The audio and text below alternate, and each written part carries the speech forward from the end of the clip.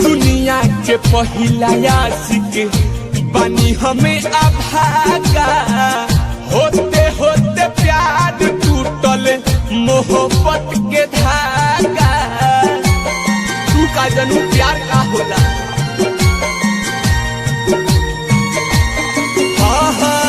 दुनिया के पहिला आशिक बनी हमें अभागा, होते होते प्यार टूटल मोहब्बत के धागा।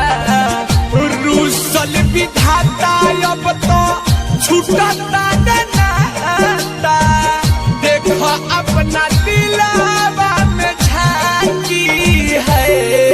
सुन सुगनी रे ले जइहे चीता के हमारा राखी।